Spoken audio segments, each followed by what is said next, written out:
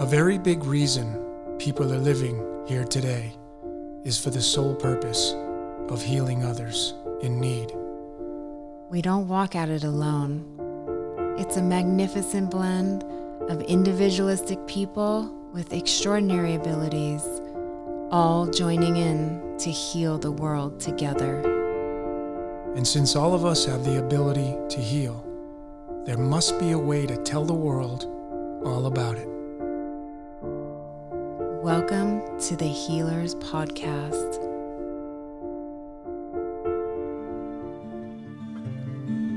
Today on the Healers Podcast, we sat down with Holistic Veterinarian Marc Bittan, a 32-year practicing veterinarian to many big-name Hollywood pet owners located in the famous area of Malibu, California. Marc's extremely high-rated success is by using a holistic whole-body approach to healing pets in need by using modalities such as Homeopathics, Isotherapy, and Acupuncture. With his 5-star rating and his passion for animals, he's built a community of pet owners dedicated to his veterinarian services.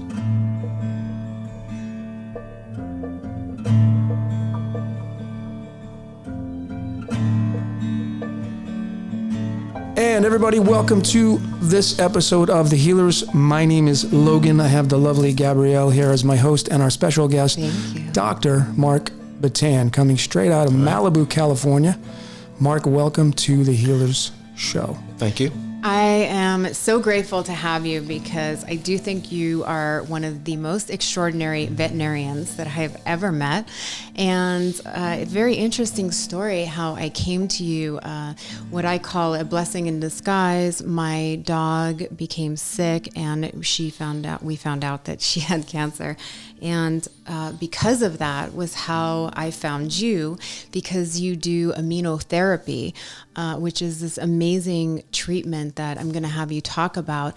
But the moment I walked into your office, I was so taken back because it's such a beautiful atmosphere and the amount of amazing brands that you carry. And you carry so many brands that are human grade, which was so impressive. And I was blown away because I knew so many of these brands that are exceptional brands. And I was like, wow, where have you been my whole life? And I want to really talk about like all the amazing things that you do that most people that have animals don't realize is available to them. Unfortunately, people are just so, what do I want to call it? Just not informed. Yeah, you're right. Yeah. So let's start with talking about the immunotherapy and you do acupuncture and you're an herbalist and you have all of these things that you do modalities that you offer to people. Well, I went to regular veterinary school and I thought I was going to be getting into the most modern techniques. I did my internship at one of the giant hospitals and thought I was going to be doing MRIs and CT scans. But as things change and happen, I had acupuncture myself, and it was kind of like magic.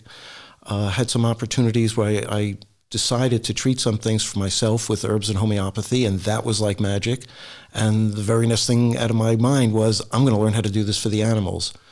I was always enthusiastic about everything in veterinary school, including pharmacology. But when you get out into real practice, you realize that, you start seeing the same patient over and over again, and these drugs have side effects, and if I have a different option, I'm going to find out about it. And that's really how it started. And the results were amazing very quickly. And then it just took off from there, and that was 30-something years ago. That's amazing. We're all about holistic healing here at the Healers. So let's talk about, for people listening, some of the biggest mistakes you see people make that, they think they're loving and caring for their pets, but they're doing things that are actually going against that, and they don't even realize that. Well, I think two things are involved. Number one, nutrition. And people don't get very involved with understanding the nutrition because I've had so many years of experience. And when somebody comes to my office and they're telling me that their dog is eating the food in the purple bag, they don't even know the name of the food. I'm pretty sure they didn't read the ingredients. And as far as I'm concerned, the ingredients are the most important part of nutrition, not the beautiful picture of the golden retriever on the front of the bag. Absolutely. So in terms of just regular food, if it's an animal who does not have any medical problems, just going to the pet store, there's no particular foods I endorse, but I keep it real simple for people because there have been so many new foods made that are premium that if you're reading that ingredient list, basically it should look like if it was in a human form, you would eat it also. And those are the kind of foods that you can find in the premium brands. And then with the other brands that you should stay away from, if you're reading that ingredient list, are the brands with the byproducts, the brands with the corn gluten meals and the wheat gluten meals and those kind of things. But the other thing, the way they trick you, is if there's a company that you see a whole bunch of ingredients and then you start reading along and you realize those are just the scientific names of the vitamins, that means they fortified them. That those are not what's in, and those are usually the companies with the poultry byproducts rather than the whole deboned chicken first ingredient. You're talking about synthetic at that point. Absolutely. Yeah. And unfortunately, some of the biggest brands that pet owners have to make a choice about is when the veterinarian offer a couple of brands that they carry in their offices that have some of the worst ingredients. So I just encourage people to read the ingredients. If they don't like the ingredients, they should refuse it, even if it's being recommended from the veterinarian. And then they can find better things to do. The other thing about nutrition is veterinarians in regular practice, almost to a person, tell their clients that they can't make good food at home. And it's really not that difficult to do. Mm-hmm. And especially since there are a number of brands out there where there are bad quality products, how difficult would it be for somebody to get some really good foods at a store the way we would want to eat? If they're getting real, fresh, organic meats and they're getting organic vegetables and fruits, they need somebody to counsel them. And there are books out there about preparing these things in the proper proportions. But when you look at the commercial foods, I think it's very easy to make a homemade food and have all the nutrients that they need. When we get to the raw food products, then you do have to be careful about where you're getting your source and so forth. So when I know the sources, I'm fine with a raw food product. But if you don't know the sources, then you're taking a chance and they can get sick. But I had an experience in my first office where over a 25-year period of time, we sold more than 250,000 pounds of raw food and never had a problem because we knew the supplier. Mm. And that's an important part of it. But what we did was we had a product that was that they made that was 70% meat, 30% vegetables, and they came in 1 pound blocks. So when people wanted to start doing that at home, how easy is that to do? You have these proportions. You can go, not everybody has to go out and get organic. You can go to Costco and weigh the amount of meat and get the package of vegetables, because that's what the pet food companies are trying to infer are in the foods. When they have that camera picture and the peas and the carrots are falling into camera view, but when you look at their ingredients, it's not really quite there.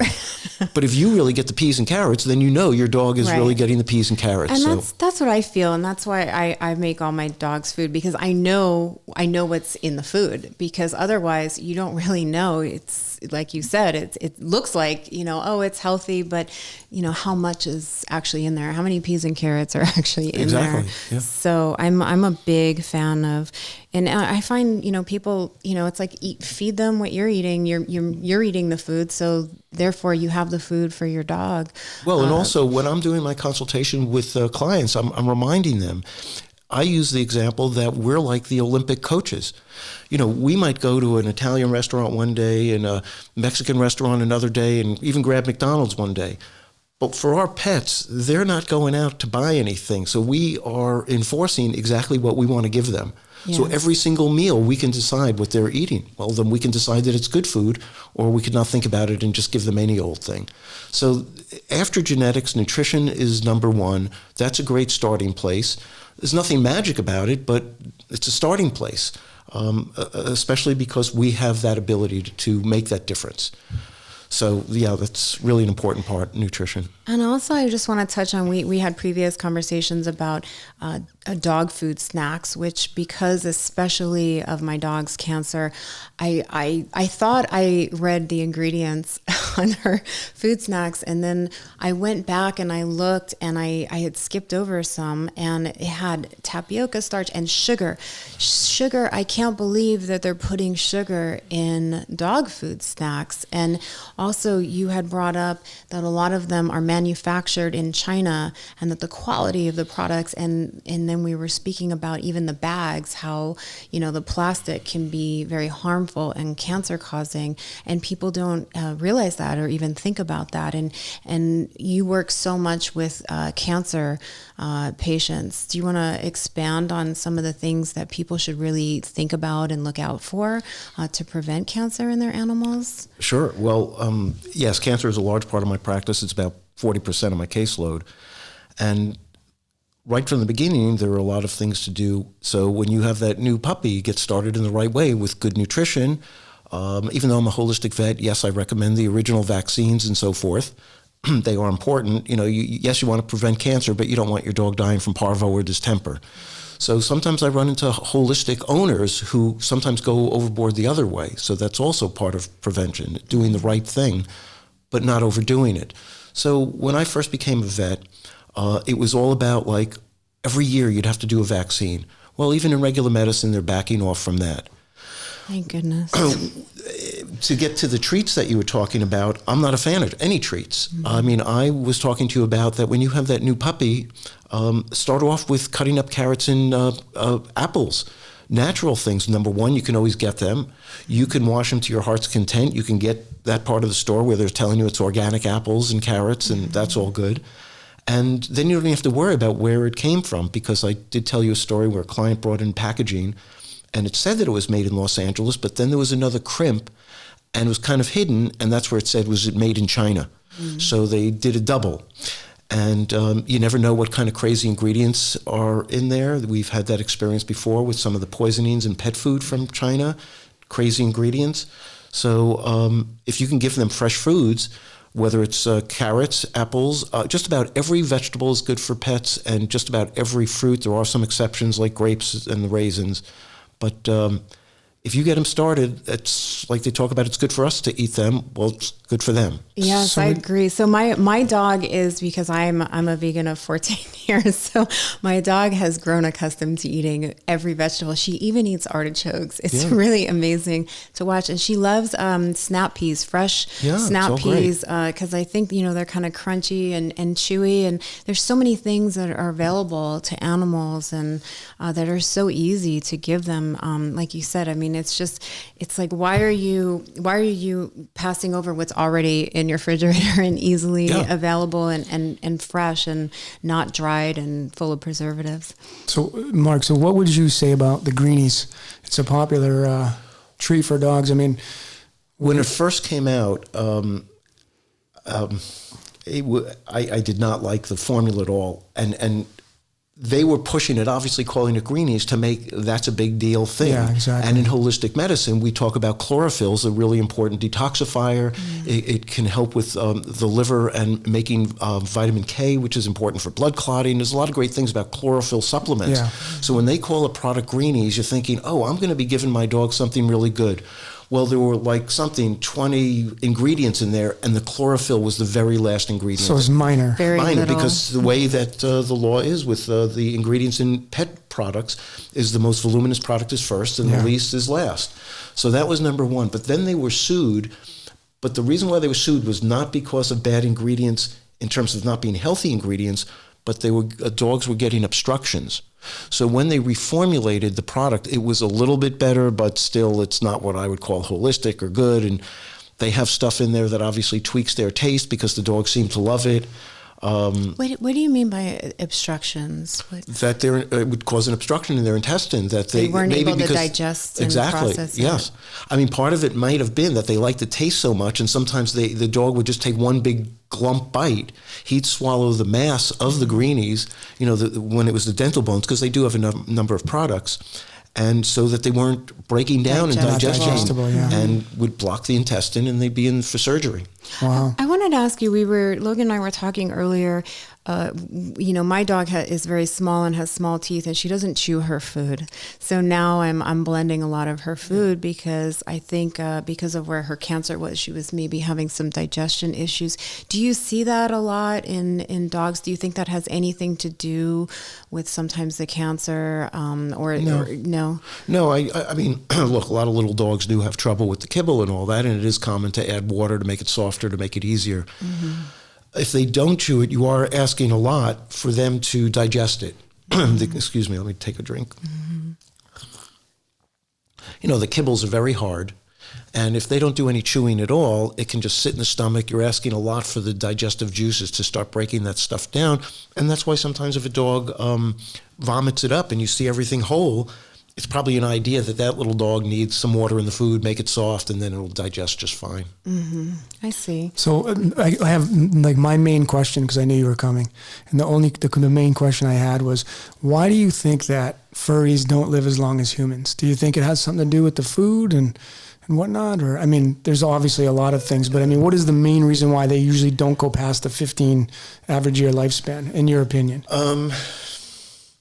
I think it's just our modern times, because when I was a little kid, my dog lived to 17. Mm-hmm. And there are some of these pet food companies who are talking about how with their new formula, dogs are living 3 years longer. And I'm thinking, I don't know, who's living to 22 or something? No, they're dying in those ages that you talk about. Mm-hmm. But when I was a kid growing up, there weren't all the vaccines, and we didn't give them over and over again. We didn't have any of those flea products that are out now. A lot of families were feeding their dogs food, just so they were getting real food and so forth. So I think there are just a lot of reasons. We do have to worry about the water, all kinds of chemicals, and what we're all dealing with. Yeah, absolutely. There are so many things that humans are unaware of that they're taking into their body, even if they think they're eating good foods, just because we talk about the pollution in the air. Yeah. The petrochemicals are a no thing because we see the cars and so forth. But being in veterinary world, and we talk about pesticides all the time, I remember reading a report where they were talking about tons of pesticides in the air. We're always thinking about pesticides being on something, that we're not breathing it in. Yeah. It's everywhere, even on the floors, the stuff you clean the floors with. Around my house, we use vinegar to clean the floors because my dog is on the floor all the time. I don't want her, close to any kind of chemicals. So, I think the dogs are, more exposed, just like we are, to all the chemicals. And well, that's why we really can't get away from it. Yeah. So then what I do for myself and my family, and what I try to encourage in my practice, are what we talk about when we do detox and drainage remedies. That we understand that these things are getting into our body, and if you're aware of what's available in holistic practices, you can use herbs and homeopathics to get these chemicals and toxins out of the different organs, out of the liver, out of the kidney, out of your blood, out of the connective tissue, on and on and on.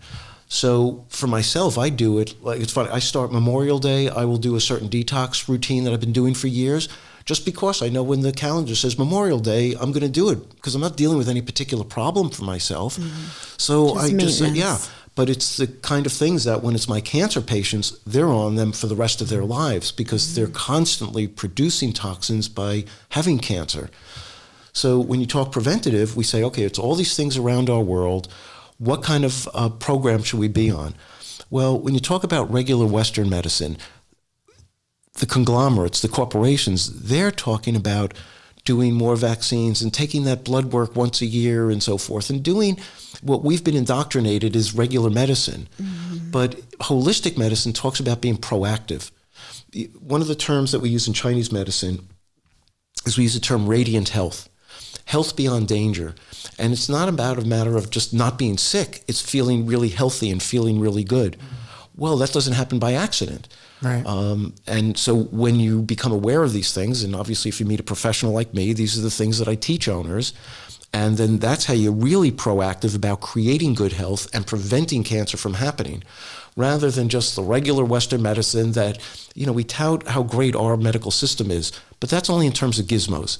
MRIs and CT scans and endoscopes and ultrasounds. So we're great at diagnosing after the problem has happened. Right. What holistic is about is try not to let the problem happen in the first place. Prevent. And that's what I try to do. You were mentioning 40% of your patients that come in with their furries are cancer. Yes. Cancer. So how would you be able to, as a pet owner, how are you able to lower that below that 40% threshold? Well, I've had people come in and they've got their one dog with cancer and the other dog who's younger without cancer, and they go, oh, we're going to change our ways and so forth. But I use the example of the famous oil filter commercial where they say, pay me now or pay me later. And Americans usually want to pay you later. Instead of changing the oil filter every 3,000 miles, they wait till the engine breaks down. And I've had that experience. They have the cancer patient. We've done very well treating the cancer patient. Eventually they die. And then I don't see them. They're not picking up all the supplements for the dog that's younger and healthier. So my clients have been amazing doing and you're doing it, incredible nursing care for their cancer patients. Well, they probably only have to put a fraction of that kind of effort into keeping them healthy. And so, I just do these things automatically. I've got my routine for myself and my pets. And I just do it every day while they're healthy and while I'm healthy and trying to keep it that way. So would you say that like nutrition would probably be like at the top of the list when it comes to prevention of cancer for the furries? Well, that's the starting point, because if you just have that new 8-week-old puppy before a single vaccine got into them, before any flea products got into them, you're choosing the food that they can be on. Yeah. So at that point in time, you are dealing, what is their genetic background, and now nutrition, and everything else is a clean slate. Yeah. And then after that, you say, okay, I have to do certain things. Well, when they get those puppy vaccines that they need, there are things in holistic medicine that can take away some of those side effects that could be associated with it. The same as in human medicine. They're talking about there's aluminum in the vaccines, there's mercury in the vaccines. Well, in homeopathy, we can help get those things out of the body. So when I have those puppies or even adult dogs that get vaccines, there's a homeopathic that they go home with that can help minimize the side effects. Yeah, I definitely think dogs really need to do detoxes, because even the aluminum in a lot of canned food, people are giving, and they're picking the aluminum up. And I know, a lot of heavy metals in fish, and I give my dog a lot of fish, so it's definitely a concern for me. So what about supplements? Because I think a lot of people, what's interesting is, if you go into a Petco, I don't see, it's not a huge push in the supplement or, herb arena. And that's one of the things that, for anybody who is knowledgeable about herbs, if you go into your office, it is so impressive. And I'm somebody who, my house, looks like your office in terms of supplements, and the brands and the quality of the stuff, like even, my dog's on Dragon Herbs right now, which is just such a high quality product. So in terms of preventative and health, how important do you think it is, and do you recommend to people to really take it seriously and to add supplements as a part of that? Yes, I think it's really important. And when you mentioned Dragon Herbs, I learned about a real problem about spaying and neutering pets. And when you're in veterinary school, basically you're taught that everything is good about spaying and neutering pets. And when you're out in society, everything about spaying and neutering pets is about the overpopulation and too many dogs in the pound and XYZ. But there were a number of different research studies that found multiple problems with basically the longevity of pets after they've been spayed and neutered. So if you were to Google spay and neuter, you will only see positive things. And if you were to put in negative consequences and side effects of spaying and neutering, there are problems with that. So I realize that people are going to, it's something like 95% people spay and neuter their dogs and so forth, and they're going to. So then what I said, Thanks to Bob Barker. and so that's funny. We could always discuss and argue where a problem starts, but not one of my dogs in all the years that I've had dogs, even going back to a kid, would have ever bred with another dog, whether they were neutered or not, because they didn't get out, they didn't escape. My parents were responsible, I'm responsible. It would have never happened. So the other side of it is we know in the pounds it's not all about overpopulation, that there are too many puppies in a litter, it's because of behavioral problems and financial problems and things like that. Well, as a doctor, I have to consider the medical problems. I can't just go along with myths, so I bring this up. But regardless, out of convenience and ease, and even governments are forcing, like cities have come up with laws that you have to, spay and neuter your pet. So then I came up with an idea of what would be the herb formulas that would support the pets because of what was taken away from them because of the spay and neuter. And you mentioned dragon herbs, and Ron Teagarden, who's the founder and the amazing herbalist from Dragon Herbs, he's got a formula called Super Adaptogen, and I told him that I'm changing the name of it in my office, and I just have a label that says spay and neuter on it, because I feel that every single dog that's been spayed and neutered would do well with this particular formula. Mm-hmm. And that's like if they were just a 2-year-old dog where they just happened. And now we're spaying and neutering them as young as 8 weeks of old, which I think that's insanity, but it's being done. What is it about the formula that you feel counterbalances the spay and the neuter? Well, partly it's from Ron's material that he says basically if you had one formula to pick to keep your overall health as a supplement daily, this would be the one. So it's like covering all the bases of just something that you would want to do. But then in that line where I told him I was changing the names of a number, there are 7 that I changed the names. And then depending on the age, there's an immunity one, there's a longevity one, there is one for vitality. So if it's that 8-year-old dog and, people saying, gee, they're losing a little bit of their spunk, along with the spay and neuter, they can add the vitality formula. And it's just making them feel better, which means they'll exercise more because they won't be burnt out.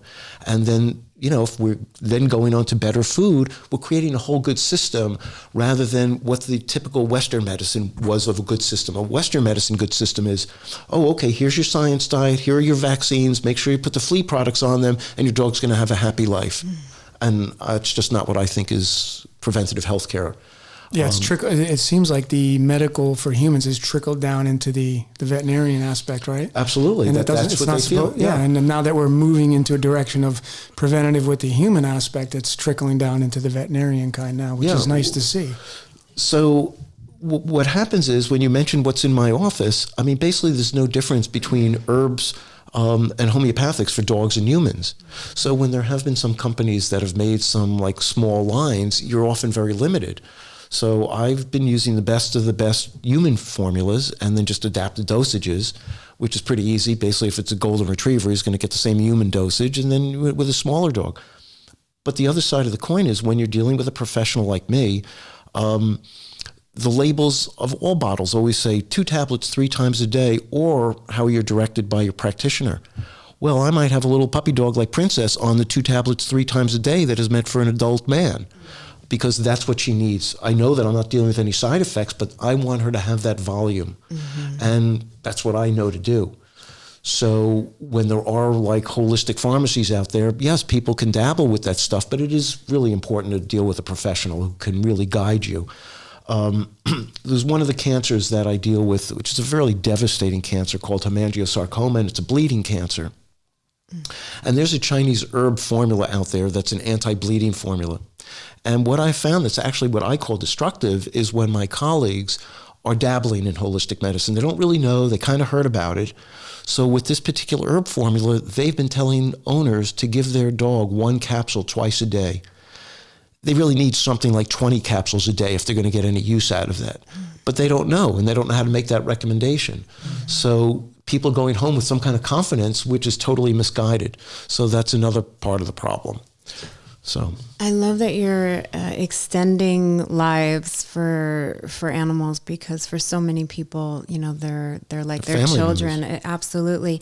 I just want to touch too, like you do acupuncture adjustments, and I want to talk about the immunotherapy so people understand, what's available to them, because I think people, a lot of animals are experiencing cancer, and it's a horrific process to go through with your animal. And I know that I felt so unbelievably blessed that I found you, because after my dog having surgery, they were then talking about doing chemo, and you did immunotherapy for her, which is going to, I believe, extend her life even more so than the chemos. So if you want to expand on that a little bit. Well, because I do so many cancer cases, I really, and part of the way that I look at holistic, it's not just about herbs and homeopathy. Holistic means you're taking that individual and whatever they need. And sometimes that's a cortisone shot. So it's not just mailing it in. It's not robotic. It's not one size fits all. So I've dealt with some cancer patients where before I even start the cancer treatment, I have to see if there's anything left in them. So I'll be giving them herbs that are energizing, and it's really helpful for the owners to see that their pet can rebound, and they get this confidence that there's something left in them and so forth. So I do have to jump back and forth, and then I decide what's best for this patient about moving along because of how ill they are, what kind of time limit the oncologists give, and we've got our textbook, standard deviations of what we're expecting. As a regular veterinarian, I consider that, but then I also kind of throw it out the door because I'm dealing with such unique products that I have in so many different areas of holistic medicine that to me, the sky's the limit about how long they can live and the quality of life that they can do. And that's the number one thing.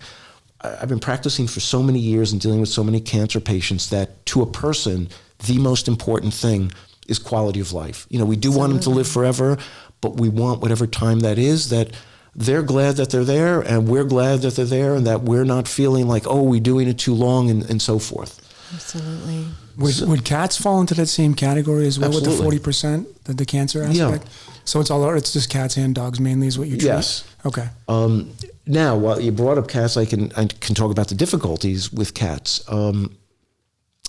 The problem with holistic medicine with animals is that there are so many specific things, and that's why there are so many thousands of bottles in my office, whereas treating a cat is not always so easy. And basically my lymphoma protocol with cats is basically the owner's giving them a homeopathic injection each day.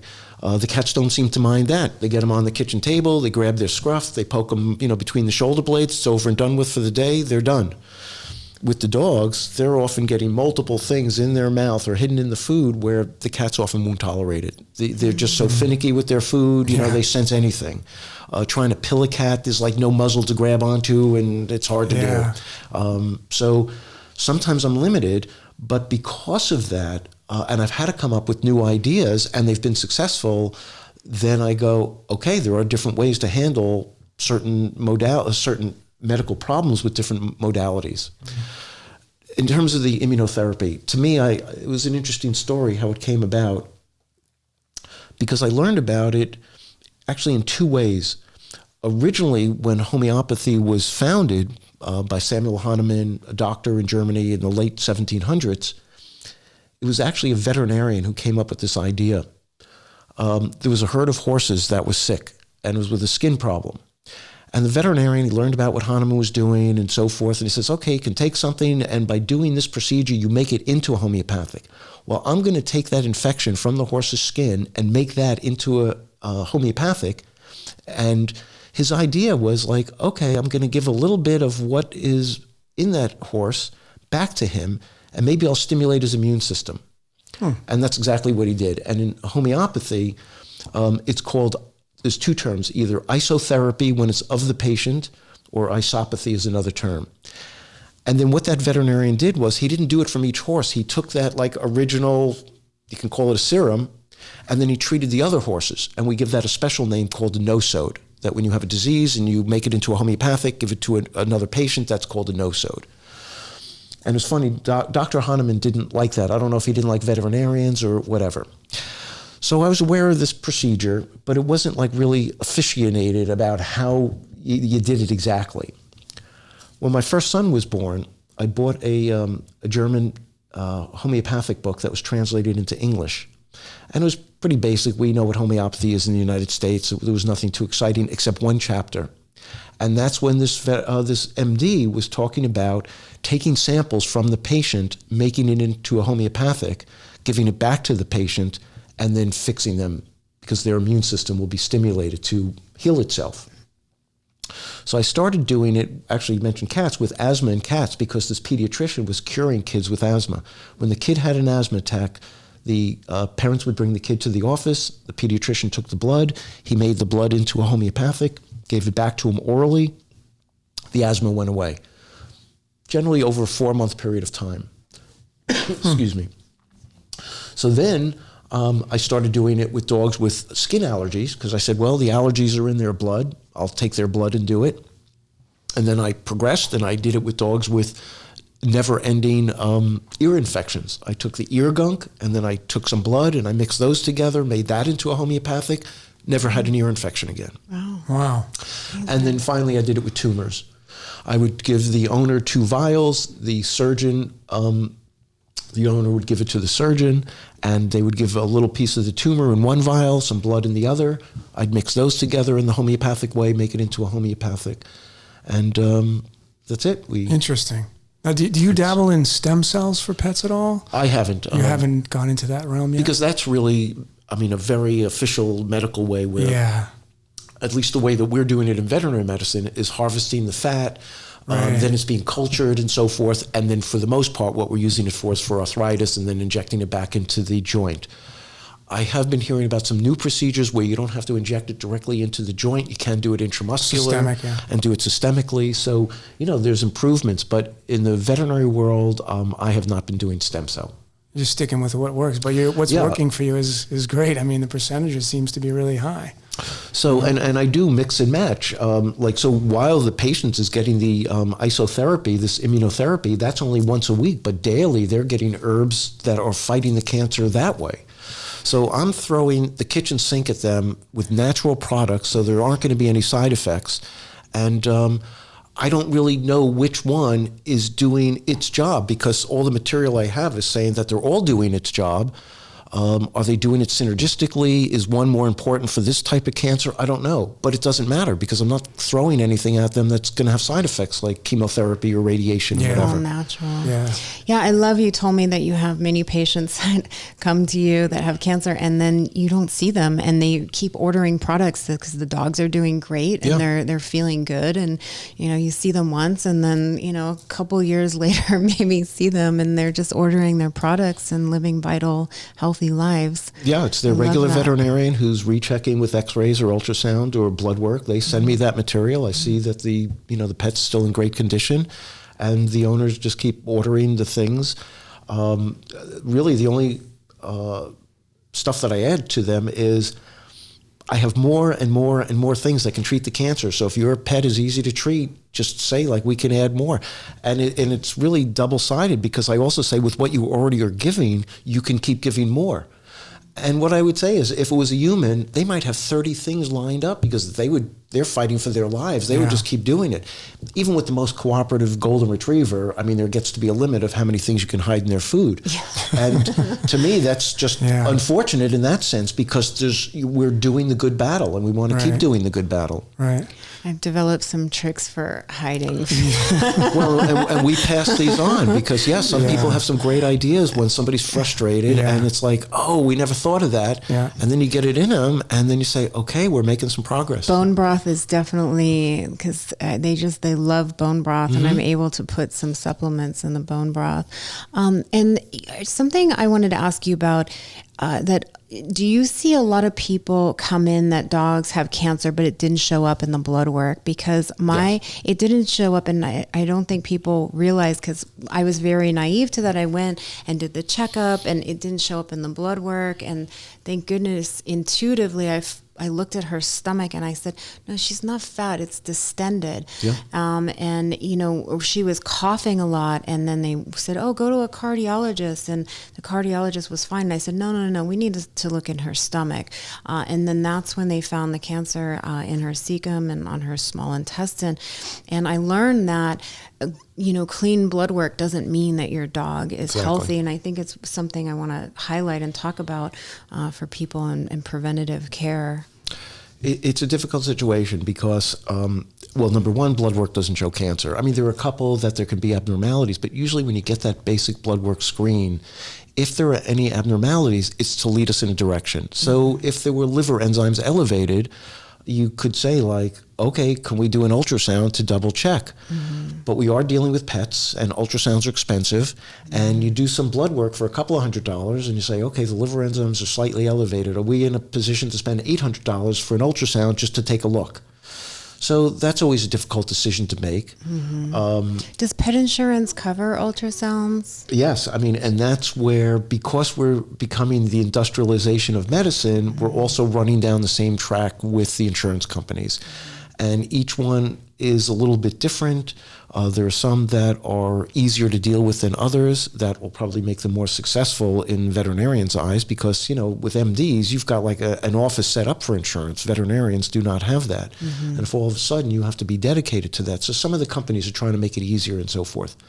So along with that, they have to be realistic about that there are MRIs at $3,000 and CT scans at $3,000 and ultrasounds at $800, where usually when I was a young vet, I don't think anybody ever spent over $800 to do anything in the totality of all the treatment of their pet kind of thing.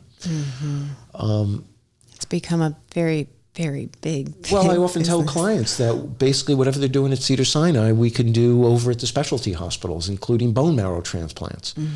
So those things are available. The way that I do holistic medicine and the way that I've been a bit turned off about how our modern medicine is going now in veterinary medicine, my saying is just because we can do something doesn't mean you have to do something or that you should do something.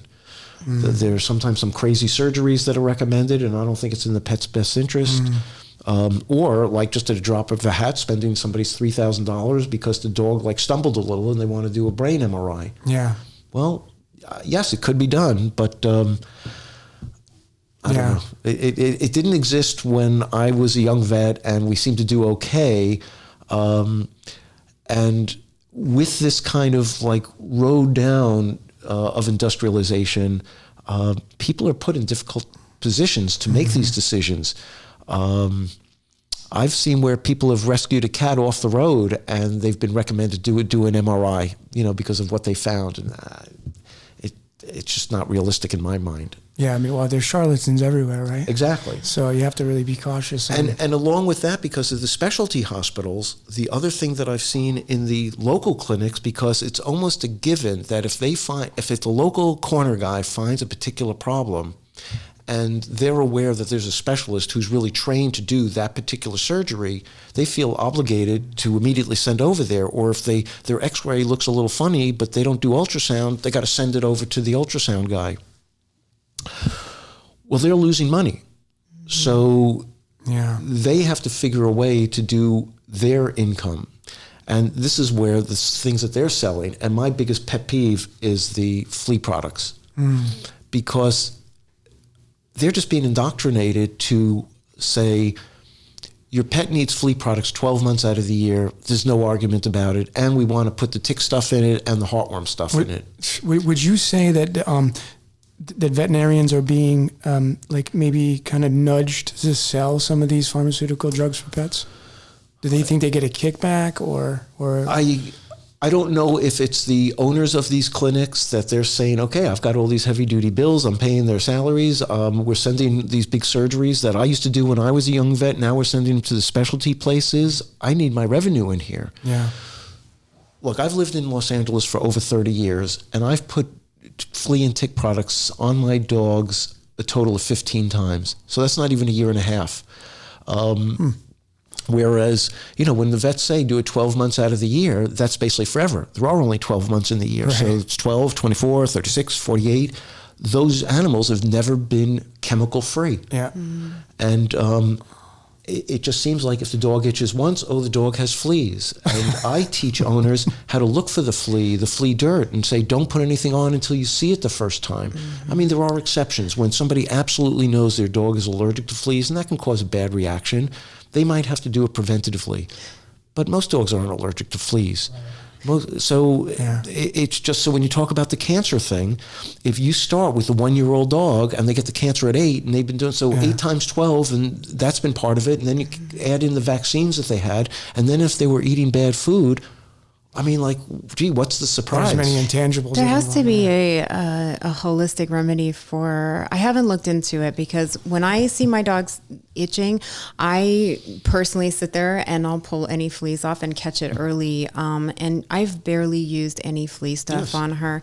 I don't take her to dog parks, kind of mean in that area, but that is a place where people pick up a lot of fleas, I feel. So I just excuse me for interrupting, but if you went to a dog park and they just got the fleas from that dog park and you had a flea comb and you combed them off, then they're gone. Nip it in the bud. Yes, and then you don't have to put the chemicals on. Yeah. There are times of the year that may be that exception. Like I know people in the marina and they want to be so holistic and so forth, but they just can't win the battle without using. Well, then that's reasonable. Then you're doing it for a good reason. Yeah. But if your dog scratched twice and they didn't find fleas but said use it anyway, that doesn't make sense, because I don't know a single person, not one client has ever told me that they would swallow one of those pills that would last a month in your system. Some of them are lasting 3 months to kill an external parasite. It just doesn't make any sense. I would think, like, I know, like, for mosquitoes, because I don't like the DEET and all the stuff, all the chemicals and mosquito repellent, and the mosquitoes love me. And so I use lemongrass and eucalyptus, and I mix it in a spray bottle and I spray it on me. And when I do, they don't come near me. So I would imagine that there's something, out there for dogs as well, something that's very, strong and pungent that would keep the fleas away. So just like what people make for themselves, they can use on their pets when they do the natural things and so forth. Yeah. So it is available, and people want to have confidence in their professional practitioner, MD or DVM, that the advice that they give them is good and it's true and it's real and it's important, and they want to believe that. Yeah. Certainly knowing from my parents' generation, boy, if that person had a lab coat on and a tie and whatever they said, that's like trust. And, in today's day and age, I think you have to ask good questioning. In my practice, you get an hour consultation to be able to ask me a lot of questions. And then some, right?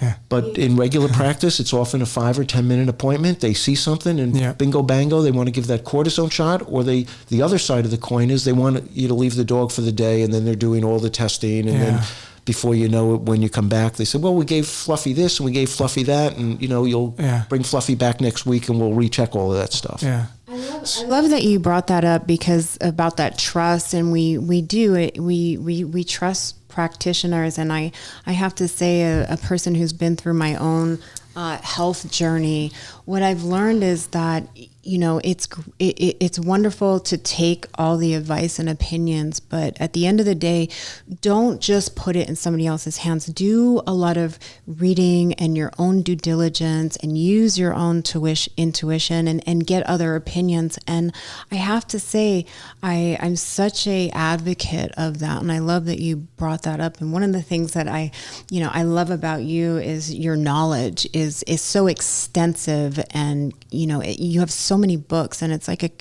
continual learning process. I can tell from the conversations we've had, and I think that makes you so different than other vets and other practitioners, because it's an ongoing adventure in terms of learning and knowledge, and you bring that to the table. And I think it's so important when people are putting their trust. I think it's important to look at that, not just somebody who went to school and then they're kind of just treating people based on that, because it goes so much more beyond that. And also the time that we're in, because as we evolve, so have the chemicals, so is the radiation we're exposed to. Now we're coming into 5G, and all of these things have an effect on us. And so it's like keeping up with the times and the evolution of what's going on around us. And so it's so important that you do that. And I always tell people, I'm like, please, also educate yourself. Well, so much has gotten so complicated in regular Western medicine that I can understand my colleagues. We've learned so many more things. We have so many more things in our arsenal that they often do work by a checklist, because they just have to. There are so many things that they say, okay, we have to do this. And I often tell people I can do the best of holistic medicine with the best of Western diagnostics. The diagnostics are really important. And sometimes I'm the guy who's recommending the MRI, but not at a drop of the hat. When I've put it all together and I see these things, and then I say, okay, we've got a game plan now. Whereas in the big hospitals, they just go, okay, we did A, now we do B, now we do C, and so forth. And there's not a lot of thinking outside the box. And I've just seen a lot of problems with that. So yeah, I can imagine. So we're almost out of time. We've been talking with Dr. Marc Bittan from Malibu, California, an amazing veterinarian. I have one more question. This is my final question for this evening. You got a brand new puppy, and you know, I have a friend in particular. That's why I'm asking this question. He's deathly afraid of bringing it outside. It's a small miniature dog. He's afraid it's going to pick something up from the ground and die, whatever. What are your thoughts on that? I mean, do you think it's important to bring him outside right away to get him acclimated to the grass and the dirt and the outside and whatnot? Oh, absolutely. It's, you know, again, when you go in for that first visit, that's when vets are very good about saying what you have to be aware of, how the immune system works and so forth. Because some people think, oh, I get my first vaccine and I can bring my dog to the dog park. Well, that's a sure thing for disaster.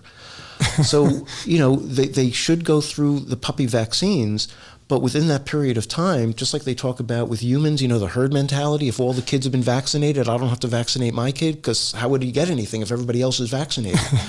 Well, if you get a new puppy and your 5 friends have 5 different dogs that are all vaccinated, that puppy should be playing with those 5 dogs, because we know they're safe, and that way he can socialize to start getting that going. When you talk about going outside and being in the dirt, I'm never worried about like what they're going to get from the dirt. It's really the other dog diseases that they're going to get, you know.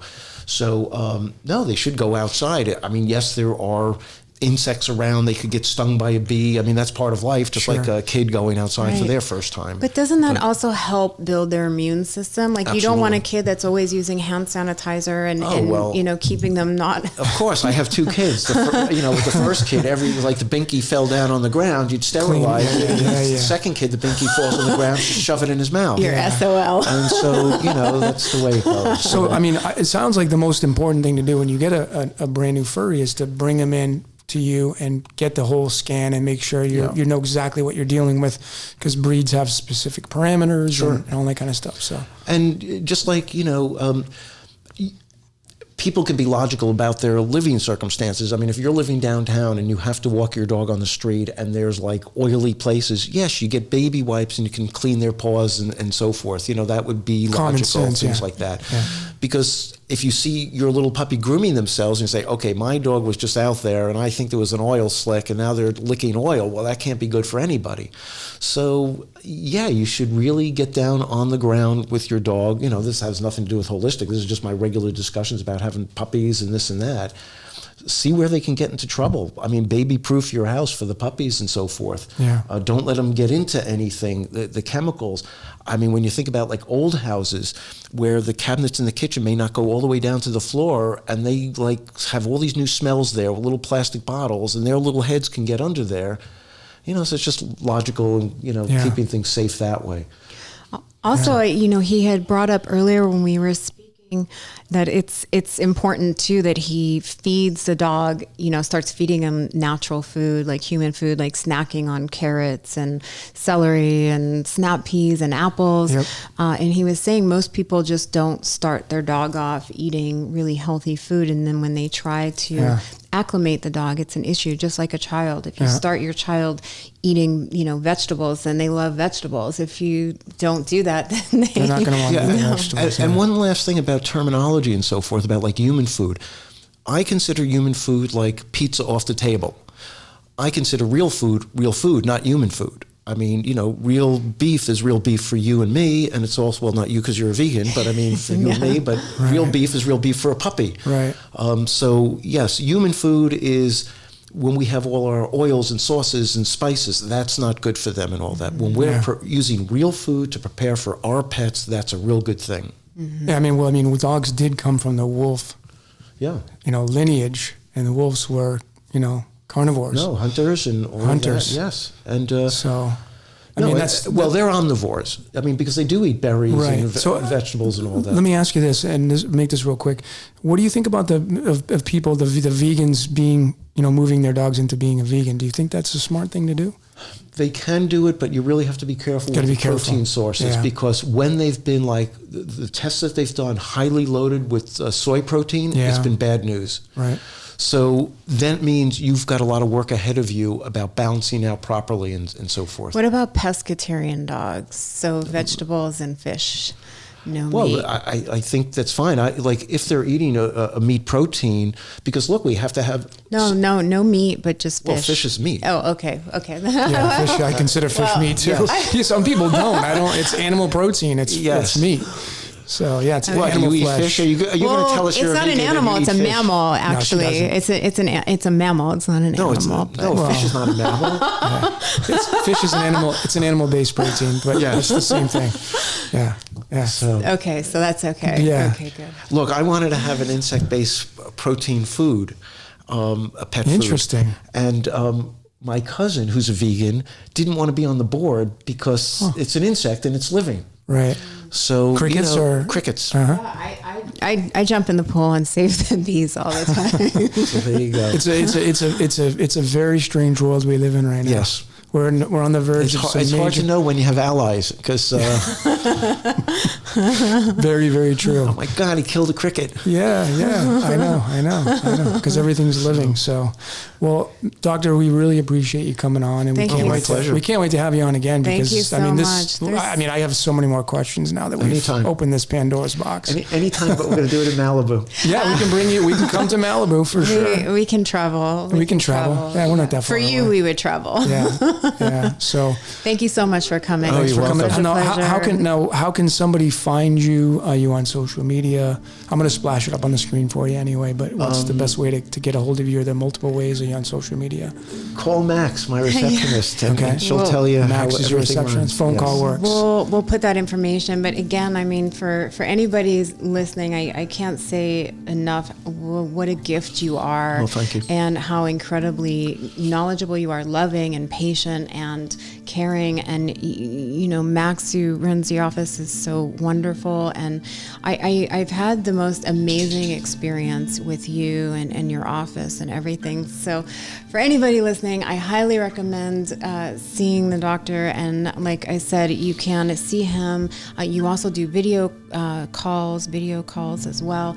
And then once you see him and get your supplements and a protocol, they can ship everything to you. So such a gift you are. So thank you so much. And thank you for coming. Awesome. Thanks for coming on, man. I really appreciate it. Yeah. Well, that's it for the healers tonight. We appreciate you watching. My name is Logan. Watching, listening. I'm Gabrielle. Watching, listening. And we have Dr. Bittan from Malibu. Thanks for coming on, Mark. We appreciate it. You're welcome. Good night, everybody. Good night.